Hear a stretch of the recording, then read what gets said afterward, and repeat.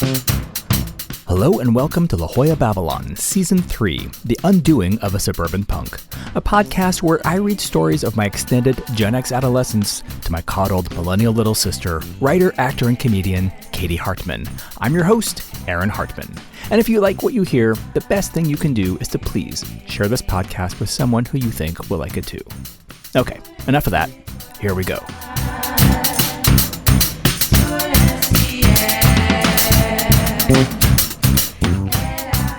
Holy shit, and we're back. What? Yeah, I know. It's been a long time. Season 3, Episode 1. Season Trace, Episode Uno, Aaron and Katie, back at it. Millennial and Gen X, fight to the death, tell the secrets and judgments. Well, I'm impressed with your Spanish. Oh, thank you. I mean, gracias. You must have grown up so close to the border. Si, senor. Yeah. Mi hermano. How's it been going? Oh, it's great. You know, the world is peaceful and calm. Yeah. I'm sure that nothing bad has happened between the time that we recorded this and the time it's being put out. Yeah. I'm sure we're both alive. It's God. You're sure that someone didn't like find my hard drive in the rubble and is somehow uploading this into the ether? Oh, no, I don't think that's going to happen, but it would be very interesting to have this as a little time capsule, especially since we talk about the past of this past. The past of this specific present is what I meant.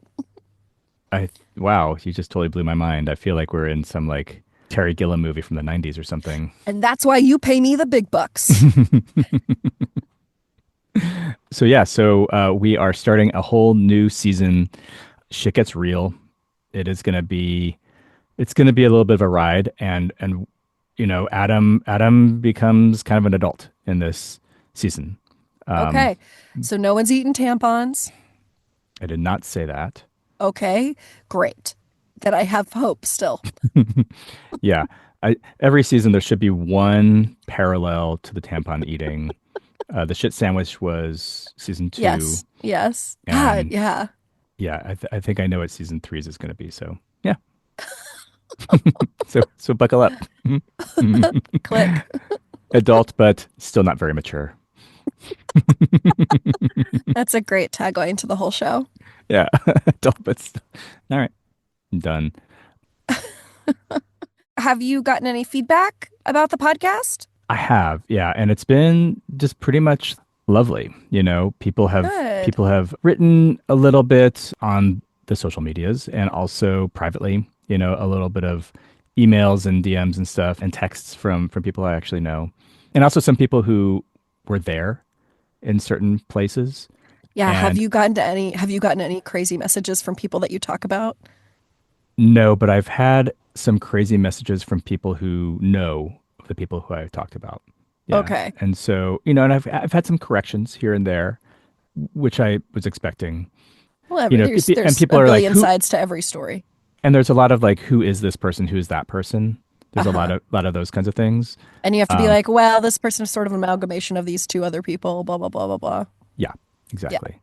Yeah. Do you feel like people are like, is he going to write about me? Is he going to talk about me? I assume. I mean, if anyone gives a shit, I mean, that's how I would be. If I knew that someone was telling stories about places and times where I know that I was in, I'd be like, "Where's me?" You know, where's me? I have a friend who wrote a book last year. This great book that's sort of a memoir, and there's a time when his family moved from one house to another, and I was his real estate broker, and he talked about the move in like one sentence. And it's basically like, you know, and then we left that house and moved into another house. And I was like, what the fuck? What about me? What about all the concessions I got from the seller? That's so funny. Like, why did he put a big advertisement for me? It's like this like super personal, like really deep book about very difficult times in his life, you know, and the move was actually kind of like this like big thing for them, you know. And I was just like, here we go.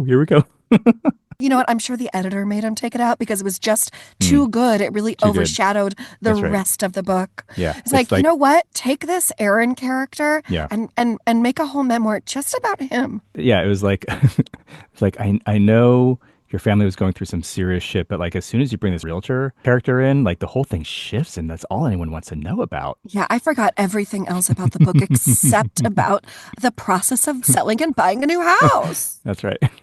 Yeah.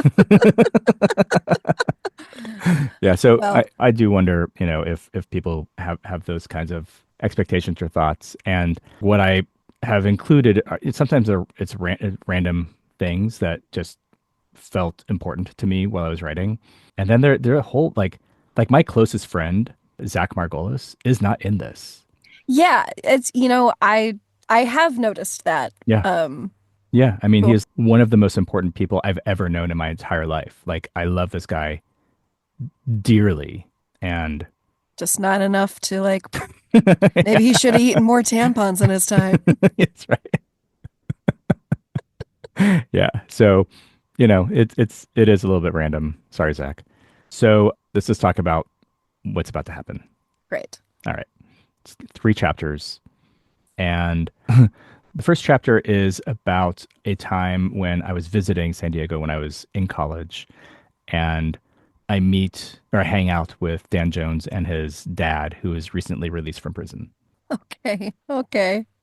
I love this story so much. It is one of the things, I told you, my son loves hearing stories about me making bad decisions.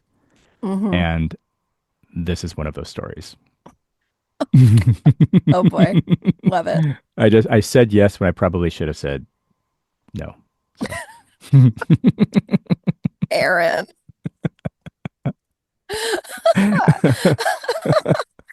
Sorry, it just is very funny to me still.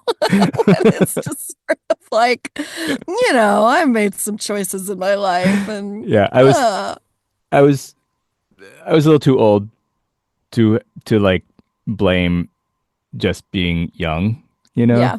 Yeah. just just a little too old for that. But yeah, it's cool. And then the other two are kind of a little bit more with my mom, which maybe sounds boring, but I think you'll like them too. There's Yeah, your mom is anything but boring. yeah, That's no, the yeah. thing. Yeah, I'm excited for you to hear these, and I'm just gonna send them to you now, and we'll talk when you get back. Just like in season 1 and 2. Oh my God, it's like we're doing it again. That's the consistency. Ah, That's the consistency. That's right. Yeah. That's right. All right. All right. You ready to go? Yep. See you on the All other right. side. See you. Bye.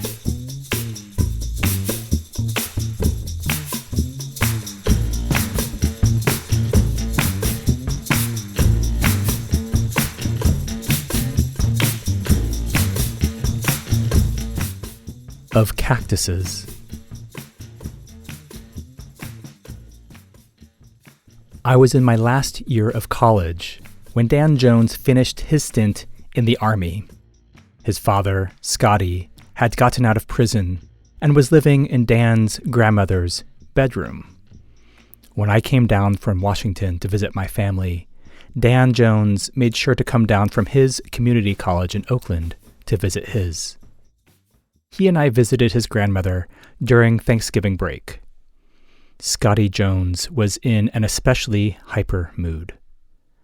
He got a job as a 1-900 phone psychic and was in the initial stages of believing that he had real powers of telepathy. When we arrived, he brushed his long hair with an intensity that made me anxious. He was not wearing a shirt. He lit several black candles and smoked 2 cigarettes in a row. First, a Marlboro Red, then a cool menthol. He bound the 2 packs together with a hair tie. He ducked into the bedroom, holding up a single finger as if to say, "This won't take but a minute." We sat on the couch in the living room, talking to Grandma Jones. She had had another stroke and was barely able to speak.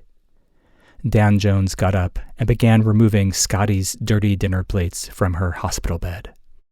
"Hey, Adam!" He sat back down and casually reached under his grandmother's pillow and fished out a curved knife with a wooden handle. She looked at him and smiled bashfully. Dan Jones replaced the knife and kissed his grandmother on the forehead and emptied her ashtray into the kitchen trash. Scotty finished his call and said, "Hey boys, come in here for a minute." Scotty had taken over his mother's room as his bedroom and office. He was sweaty and agitated. The apartment was already stuffy with smoke, and the candles were sucking up the remaining oxygen. He told us an old cellmate had started snitching on his friends for pig money. He was sure of it. 3 of his old buddies had gotten pinched in the last 6 weeks.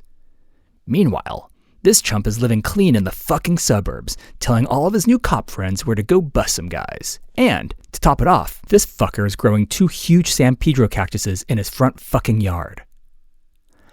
Scotty escalated the story to include a favor that this punk bitch had neglected to repay.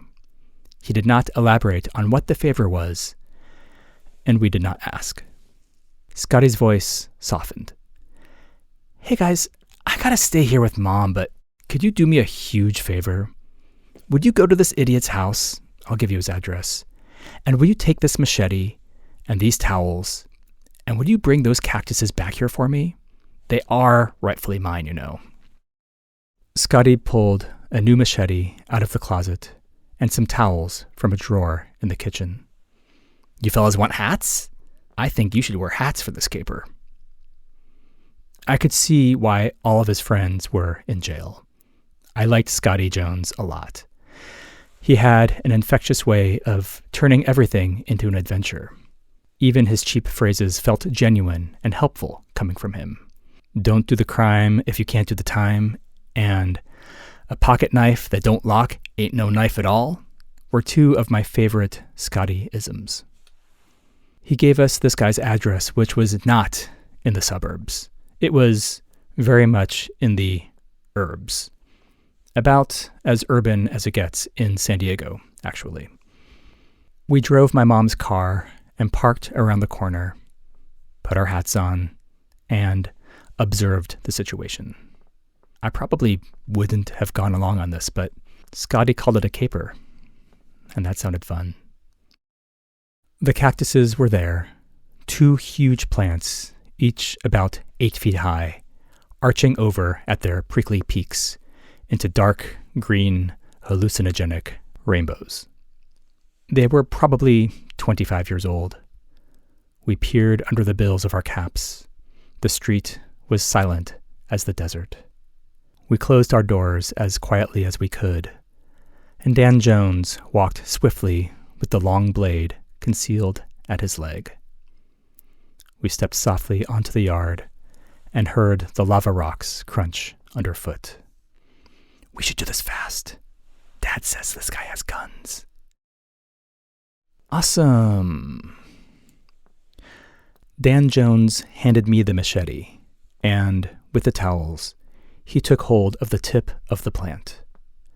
I was supposed to lop it off near the middle and help him carry it back to the car. He held his end of the cactus firmly, and I swung the blade like an executioner. The machete slipped through the plant like butter, and because of its curve and bottom-heavy weight, the lowest section of the newly detached cactus swung powerfully into Dan Jones's lower back. He did not make a sound, but gestured for me to pick up my towel and help him carry our prize. We limped back to the car and drove in reverse with the lights out until we swung around and got onto the main street. Only then did Dan Jones scream in pain. When we got back to the retirement complex, Scotty was so pleased he cut off a 6-inch piece of cactus and gave it to me. This was the story I told my mom as I replanted the San Pedro cutting 10 years later in her front yard. The plant fit in with the other succulents on the small hill facing southwest, gulping up as much California sun as possible. Are you telling me that you've been housing a stolen, deadly, and illegal substance on my property for more than a decade? Not really. Then what are you telling me? Mom and I were sitting on rusty lawn chairs, overlooking the shell of her crumbling deck. She had been renovating her house, living in a full-on construction zone for years. It was a breezy Saturday morning, and we could barely see a sliver of far-off beige ocean. "No, Mom, I'm just telling you a story. The plant isn't dangerous. You have to boil it and strain it and do some other Native American thing to it for there to have any noticeable effect. I think you and Dan might have had an unhealthy relationship. I just do. I know you two had some meaningful times together, but I suspect that you may have gotten into some serious trouble eventually. I think he's very smart, but not very moral." This was one of those times I almost told her about breaking the windows. Bees buzzed around us, and I was reminded of my allergy, so we went inside.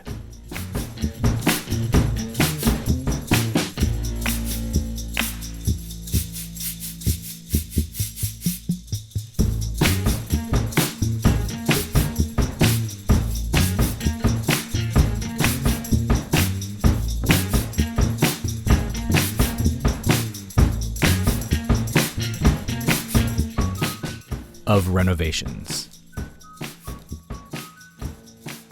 I had begun telling my mother the real history of my youth.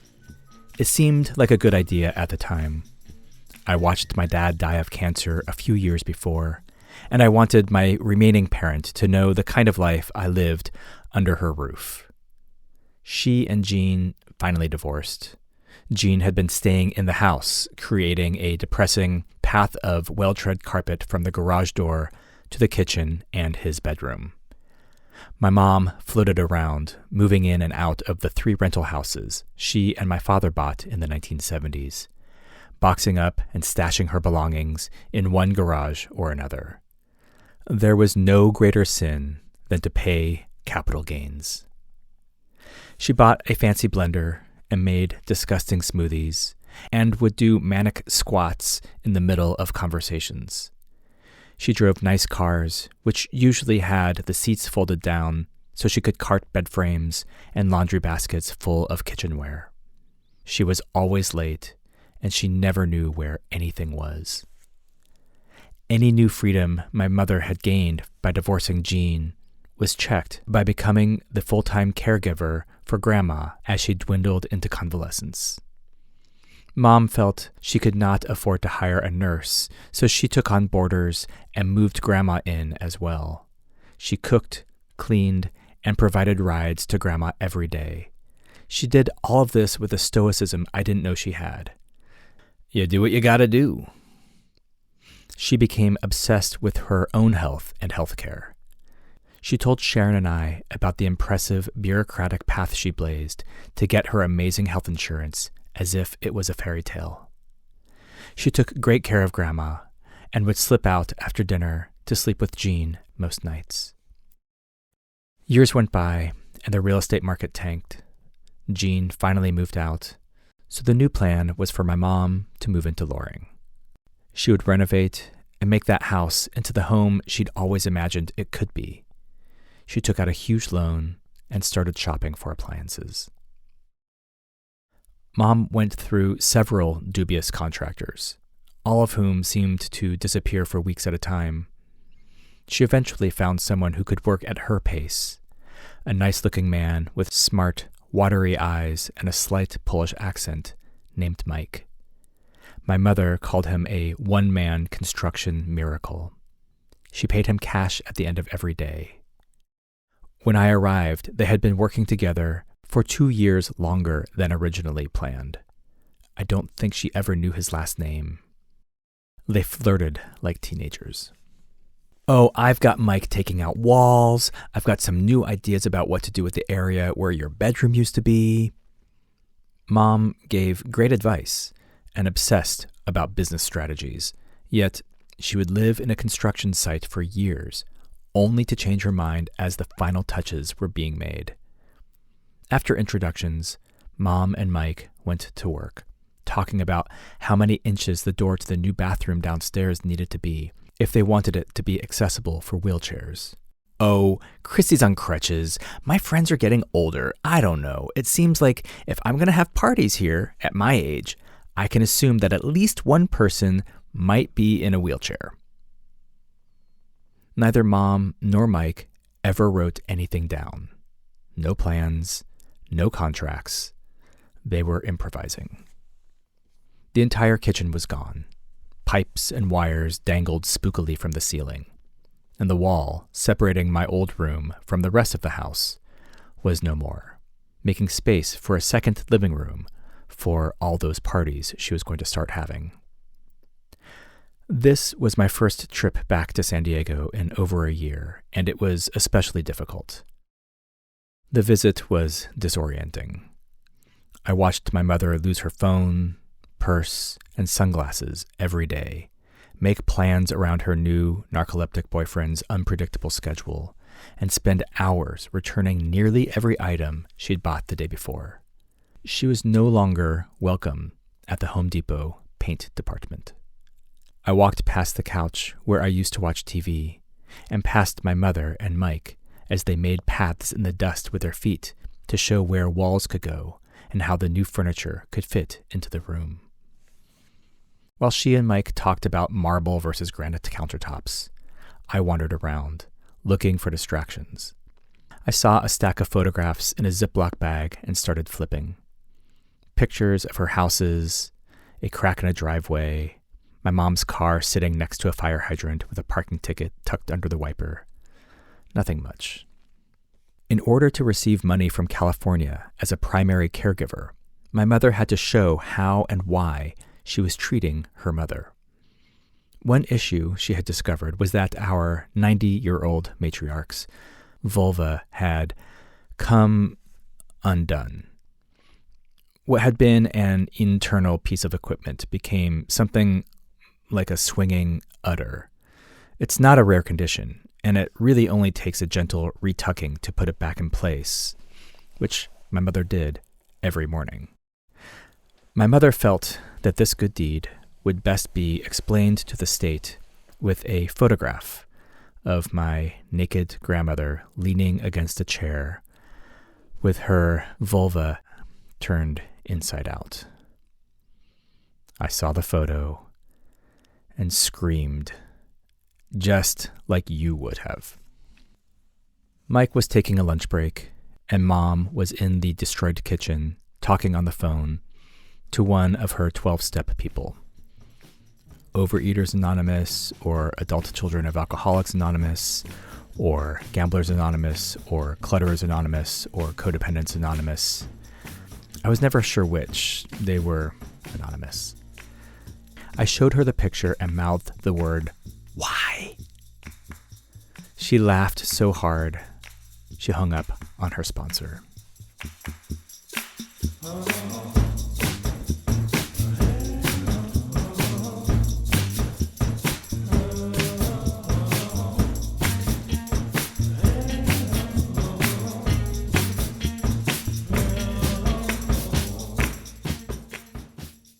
Tools. My mother gave me the tools she thought I needed to be a survivor.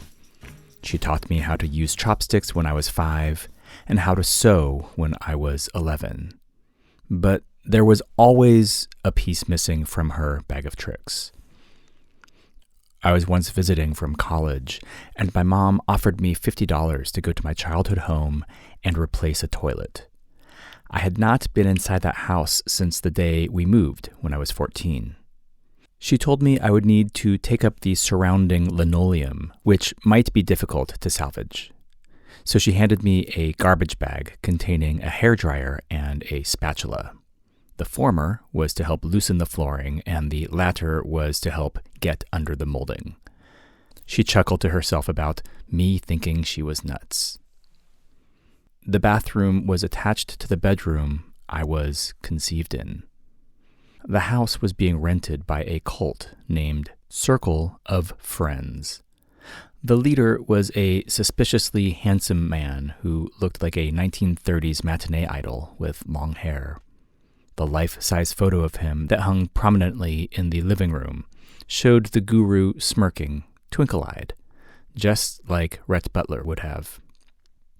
As I blew hot air onto the impossible bathroom floor, a pretty young woman with folded shoulders visited from downstairs and asked if there was anything she could do to help.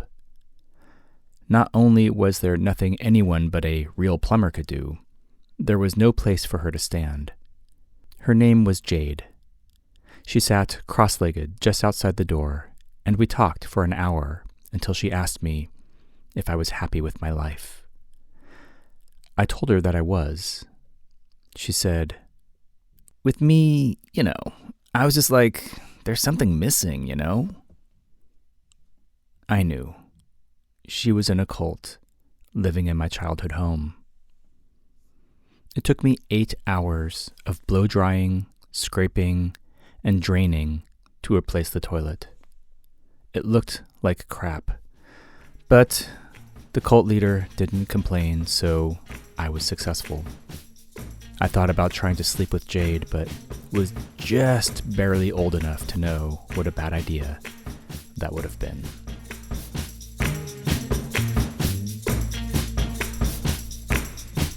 Aaron. Katie. Aaron, what the fuck? And what we're a back. First episode! Right? Oh my God. What happened? What do you mean what happened? We just went all over the place in that one. we really did a cross section of a lot of family life. My goodness. Yeah. Oh my God. Wait, that's the response I was hoping for. Yeah, no shit. No shit. Wait, I wrote in all caps just Aaron. What? But also, those are your notes? Yeah, it really. It's just like, what the fuck? Wait, but Aaron, I love that you ended the last chapter with just old enough to know what a bad idea that would have been. So there's progress. We're learning. That's right. But just for context, what kind of cactus was this? San Pedro. Or Yes. San Pedro, yeah. So what does that mean? It's a drug cactus or a poison? Yeah. No, it's Ayahuasca shit?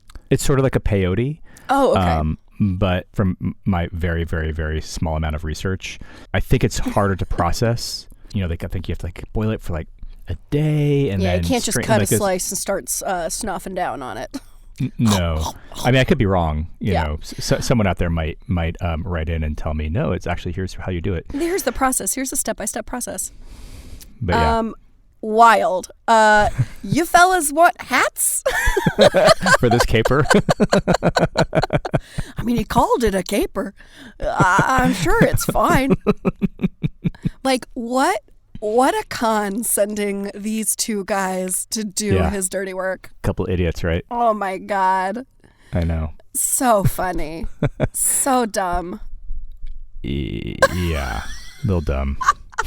I love the detail of the crunch of the lava rock underneath your feet because it's so evocative of Southern California landscaping to me. Yeah, I know. So pointless. Oh my gosh, really funny. And you just kept it at your mom's house. It's just Oh, I was so happy to have it. It was so cool to have. Yeah. I mean, it is. That's very cool, but also what? I do love that you put in there that you were, starting to tell your mom about your childhood that she had no idea about. Yeah, I was editing. Of course. But every once in a while, you know how you get where you're just you get kind of on a roll and then you're just fuck it. You know what? You go. In fact, actually, even my daughter, my 12-year-old daughter will sometimes do that. Well, she'll go sometimes when you're not around, I sneak candy. She's like, if you looked under my bed, there's candy wrappers. Just FYI, I have a private life of my own and you don't know about it until I tell you. She has literally said, "You have no idea what my friends and I really think and talk about. You have no idea." Jesus, Aaron. I know. That's terrifying. You think? A little. She's 12. How many voodoo dolls does she have? Glasses and beard. Wow. Wow. Well, I mean, I guess one could call that karma. Yeah. I mean, that's sort of what this season is moving towards a little bit. Oh, boy. Okay. Yeah. And then, just your grandmother's prolapsed vaginal canal. Good Lord. Good Lord.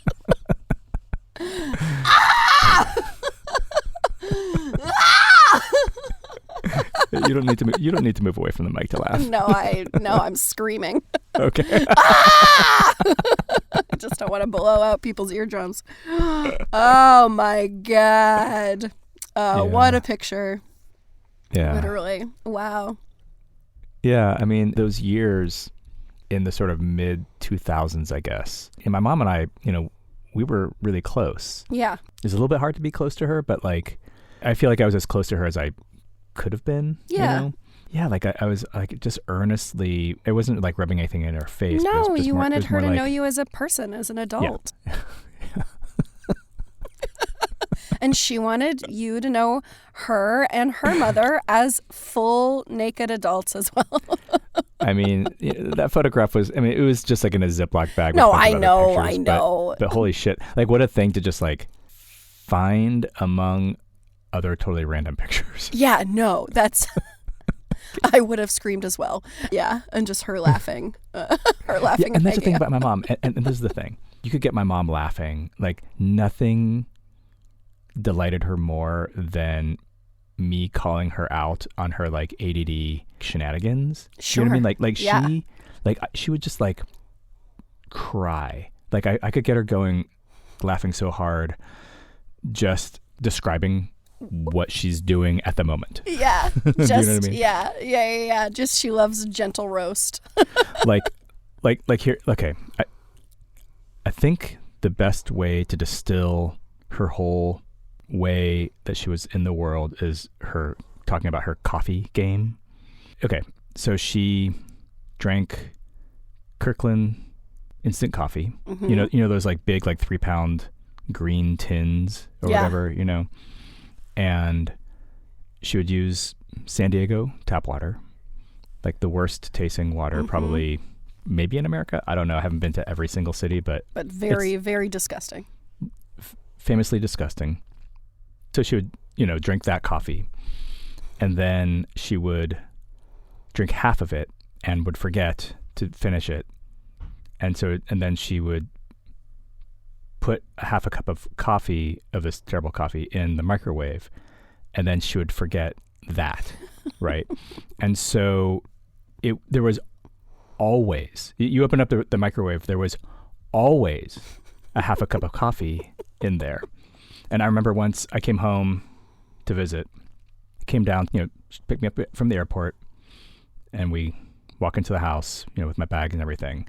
And I just like went straight to the microwave. And I was like, can I get you a cup of coffee? And I opened it up and handed it to her. I hadn't been there for like 6 months. No. That's I was so like, funny. because I know there's a cup of coffee in the microwave. Oh my God. Yeah. I mean, I loved her so much, and like, but like, yeah, razzing her was just, it was just part of like, that's kind of, maybe it's my love language, but I do feel like that was totally. Like, how I could really show her that I was like seeing her. Yeah. Do you know what I mean? Yeah. And you love that too. You love a little gentle bit, perception check. Perception get check. into the D&D stuff. Wow. Yeah, that's good. Hey, thanks. I totally had forgotten about the Circle of Friends cult in that house. I remember hearing about it very vaguely. Yeah. I wonder if that's still a thing. Yeah, I don't know. They didn't think of themselves as a cult. Right. But I think many cults don't. I mean, they were just a circle of friends, What is it to you? Just some people. I think there were like 12 people living in that house. Like there were sleeping bags in the living room and everything. Yeah. Yeah. I mean, also worth noting, and it was probably 5 or 6 years before that the Heaven's Gate cult happened. Yeah. In Eastern San Diego. And then the second, did we already talk about this on this podcast? So that happened with the Haley-Bopp comet, right? That was and then like a few months later, I think, two or three other people who I guess were still involved with the Heaven's Gate cult did the same thing at a hotel near my house in Encinitas. Oh, yeah, that's right. Yeah, the one next to the freeway.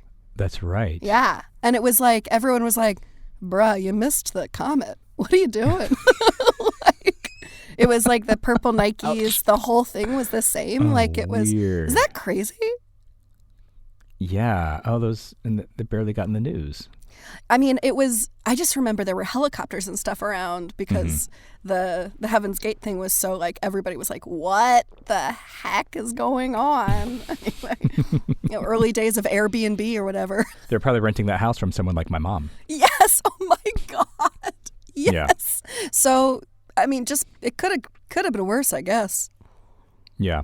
Could have had a big. Yeah. And I wasn't actually dealing, the picture of the guy, the full-size picture of the guy, that's not, he was never around. I don't think he even. No.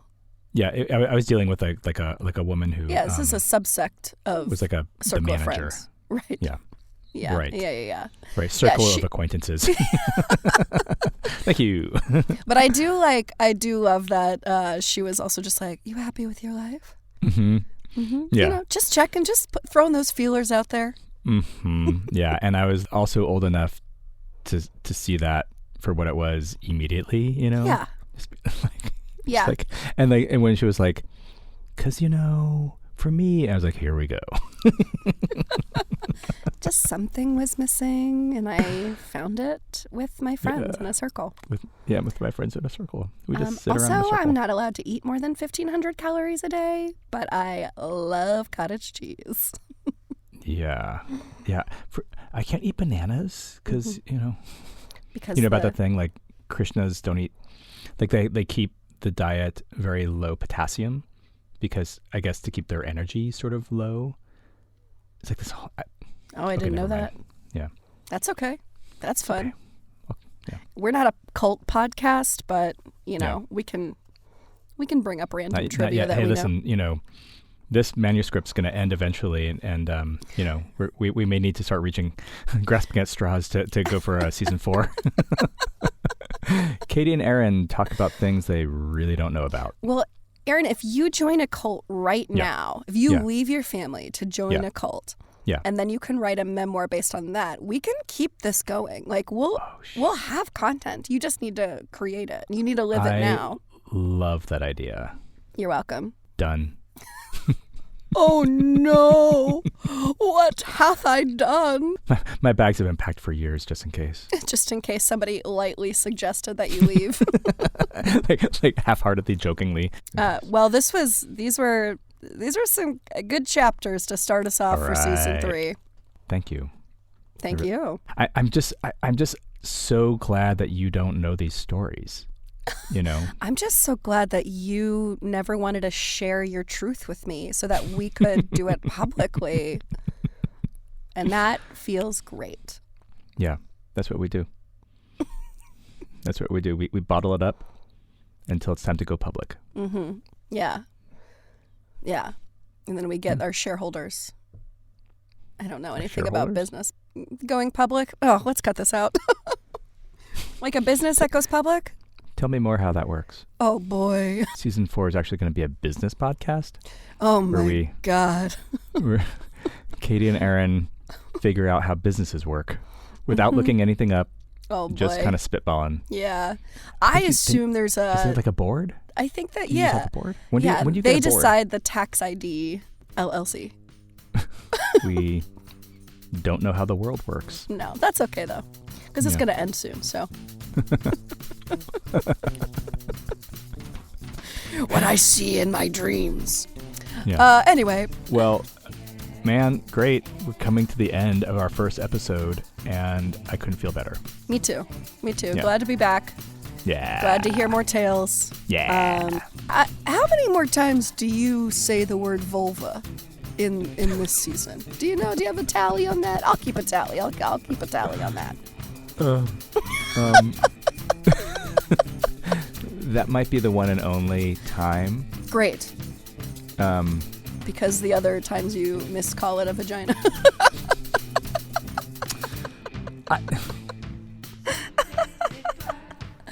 Okay, let's close out. You're an asshole. Love you, bye! Love you, bye.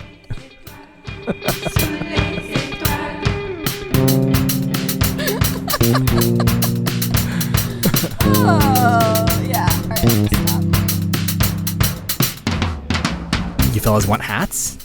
Thank you for listening all the way to the end. La Jolla Babylon is written, produced, and edited by Aaron Hartman, with music by Aaron Hartman, co-piloted by Katie Hartman, presented in association with Ruinous Media.